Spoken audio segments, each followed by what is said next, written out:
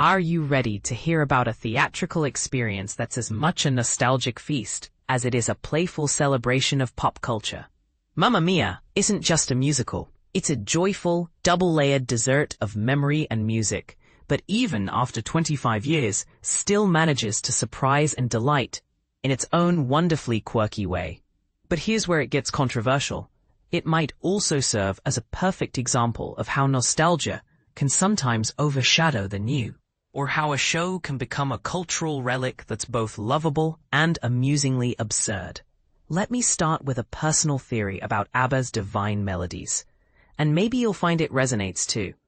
Their songs, crafted with exquisite care by Benny Andersson and Bjorn Ulvaeus, sung by the incredible voices of Agnetha Fältskog and Annie Fridlingstad, are so compellingly beautiful, so endlessly catchy and emotionally resonant that your favorite ABBA song is often just the one you happen to be listening to at the moment. It's like each song is a perfect snapshot of a specific feeling, joy, heartbreak, longing, that makes every listener's connection uniquely their own.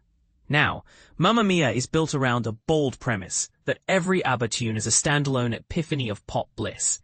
And the musical, currently revived Broadway style for a limited run at the Winter Garden Theatre, where it originally opened in 2001 and remained for 14 years, is a testament to how much we hold these songs dear. The entire show is essentially a non-stop celebration, no dull moments or filler tracks, each number carefully chosen to maximize that euphoric karaoke level, attend to the music experience. For decades of fans, stepping into Mamma Mia is akin to entering a musical equivalent of a blissed-out fever dream, where they just want to keep hitting repeat. Of course, at its core, any jukebox musical is designed to serve the beloved hits. But Mamma Mia has a gift for mixing absurdity with cleverness that elevates it above the typical show. Its plot is pure camp, a playful, over-the-top narrative that feels like Shakespeare in a romantic comedy mashup set on a sunny Greek island.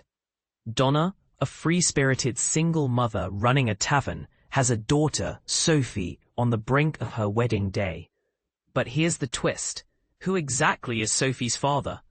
After discovering her mother's diary, Sophie realizes she might have 3 different suitors from 1979, an era when ABBA's fame skyrocketed, each of whom could potentially be her dad. So she invites the trio to her wedding, hoping to unearth her biological root, or maybe just to have a wild adventure. What makes Mamma Mia more than just a rom-com is how it explores the shifting nature of romance itself, how it's viewed across generations, and how it evolves over time. And yet, the plot almost serves as an elaborate frame for cramming in ABBA's greatest hits. The story itself is surprisingly moving in its own way.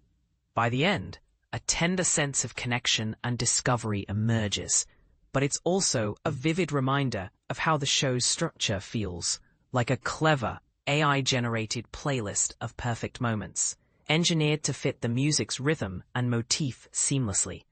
Think of songs like Honey Honey or Knowing Me, Knowing You as musical puzzle pieces, each fitting into the thin but charming narrative arms of the plot. And that's part of its magic. Mamma Mia doesn't try to be profound. It simply invites us to enjoy the music, the camp, and the absurdity without overthinking it. The show is an affectionate homage to a kind of pop innocence, something that's increasingly rare in today's world, where even the most heartfelt love songs are tinged with skepticism. For many, it's an optimistic throwback, a piece of entertainment that challenges the world to match its sincerity and exuberance.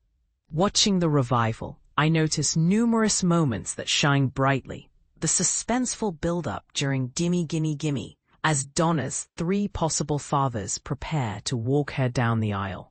Jalen Steele's hilarious and flirtatiously over-the-top performance of Does Your Mother Know?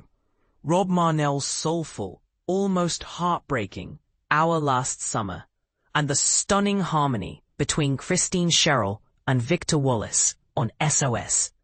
And of course, the grand finale, a raucous celebration that captures the spirit of the 1970s arena rock dreams.